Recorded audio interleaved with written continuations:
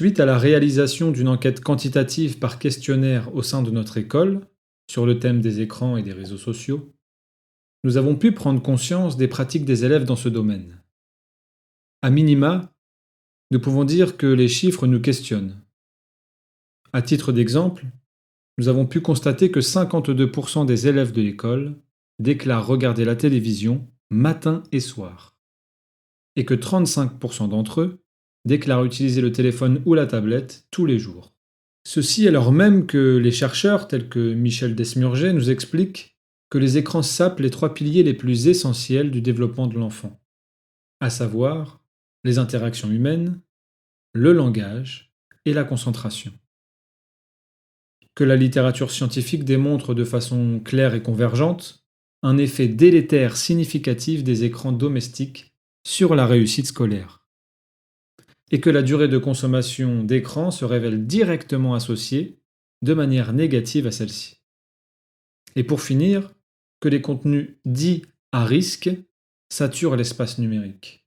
Afin de prolonger cette enquête quantitative et de l'aborder de manière plus qualitative, nous avons souhaité interroger les élèves et recueillir leur avis sur ces questions. Alors la question d'aujourd'hui, c'est à quoi ça sert les réseaux sociaux ?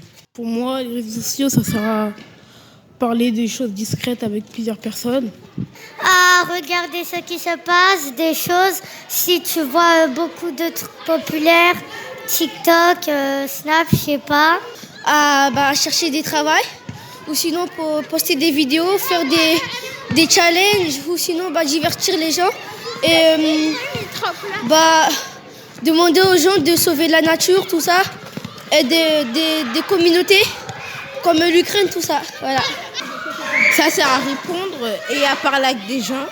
D'accord. Par exemple avec ma mère, mon père, toute la famille. Ça sert à savoir des trucs. Non, À savoir quoi par exemple ? les actualités. Qu'est-ce qu'il y a dans le monde, les gens, qu'est-ce qu'ils font. Tu communiques avec les gens, tu fais des danses avec eux, et voilà. Ça sert un peu à de tout. Comme sur Snapchat, si par exemple une amie à toi se fait kidnapper, tu peux la retrouver. Ça sert aussi à communiquer avec vos amis, à téléphoner. Il y a certaines applications, ça sert à faire des posts et des choses comme ça. Je pense que ça sert à divertir des gens qui peuvent pas se... Par exemple, les handicapés, par exemple, qui peuvent pas s'amuser dehors, ils peuvent vagabonder sur les réseaux sociaux et ça sert à quelque chose en moins. Ça sert pas que à être bête.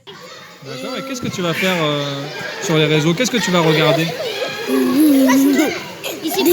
Des vidéos. Des vidéos, jouer à beaucoup de jeux, mais en ce moment non parce que ma mère m'a confisqué mon téléphone.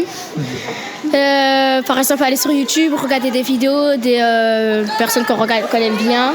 Je vais parler avec mes copains, je vais regarder des trucs de foot comme eux, et je vais faire plusieurs choses.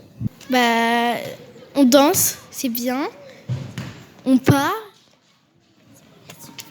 Et voilà. Souvent, ce qui se passe, des trucs qui m'intéressent, comme des danses, des musiques qu'il y a. Juste YouTube pour regarder des vidéos, sinon rien, tout ça.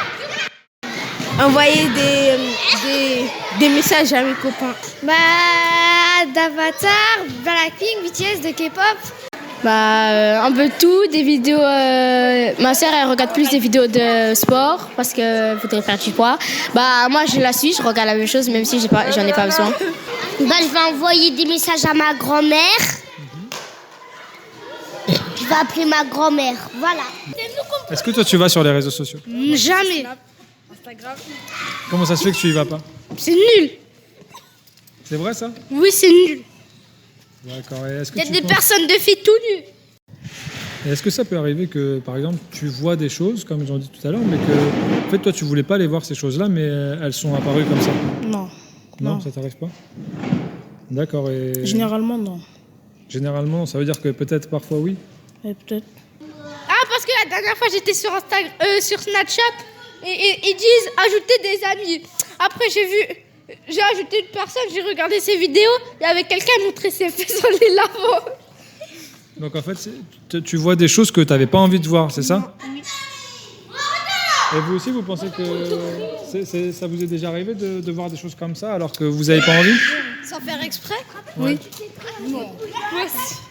Et est-ce que tu penses est-ce que ça t'est déjà arrivé de voir des choses sur les réseaux sociaux, sur Internet, que tu aurais aimé ne pas voir? Oui. Quoi, par exemple? Comme des photos qui font vraiment peur d'un film et après je vais me mettre à le regarder. Les gens qui font n'importe quoi, qui font des bêtises, enfin... Est-ce que parfois ça peut être dangereux les réseaux sociaux? Ouais, car par exemple, à Skip sur TikTok, ils font n'importe quoi les gens. Il y en a qui sont en train carrément de se suicider en direct. Je comprends plus rien. Il y en a, ils font des trucs dangereux de ouf pour des likes, pour des vues. Moi, je voudrais pas risquer ma vie pour ça. C'est quoi l'intérêt de faire des trucs alors que TikTok, c'est pour regarder des posts, faire des danses, filmer, et ça part en n'importe quoi. Oui. Parce qu'au niveau... parce que en fait, on passe trop de temps sur Internet, les réseaux sociaux. Du coup, ça fait que on contrôle notre vie avec le téléphone. Quoi? Vu qu'il peut y avoir de la fâche cachée des réseaux sociaux, comme Google ou YouTube, vu qu'il y a des gens comme, je sais pas comment on les appelle, mais c'est des piratages, ils font des piratages tout ça, et ils peuvent pirater ton compte ou sinon ton ordinateur pour avoir des fichiers secrets de toi, des trucs que tu voudrais pas montrer aux gens. Mais aussi c'est dangereux parce qu'il y a peut être des trucs qui sont pas bien. Il y a peut être des gens qui peuvent se connecter alors qu'on les connaît pas. Des fois c'est difficile par exemple, une fois qu'on a commencé à utiliser les réseaux sociaux, de s'arrêter. Oui, c'est très difficile. Et pourquoi d'après toi? Parce que, à mon avis, parce qu'on voit les danses qu'il y a et on peut plus s'arrêter en fait. Les vidéos,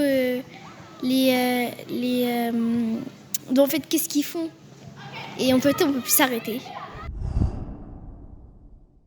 Si les élèves n'hésitent pas à nous rappeler les intérêts possibles des réseaux sociaux tels que l'accès à l'information, la communication avec la famille et les amis, ils sont plutôt gênés, même si certains brisent la glace, lorsqu'il s'agit d'aborder la question des contenus sensibles, alors que, d'après une enquête réalisée par l'association Génération Numérique, 6 jeunes sur 10 ont déjà été exposés à du contenu choquant sur Internet ou sur les réseaux sociaux. Si tous les élèves semblent savoir de quoi nous parlons lorsque nous abordons la question des réseaux sociaux, beaucoup semblent également satisfaits de l'ouverture sur le monde qu'ils offrent. Cependant, une question se dessine à la lecture de cette enquête et à l'écoute de ce micro-récré. Puisqu'apparemment la majorité des enfants est plus qu'exposée aux écrans et que la plupart d'entre eux investissent les réseaux sociaux. Comment les protéger de cette surexposition aux écrans ? Comment les protéger des contenus violents ou explicites ? Quels outils mettre à leur disposition afin de leur permettre d'user des écrans et des réseaux sociaux de manière éclairée et raisonnable ?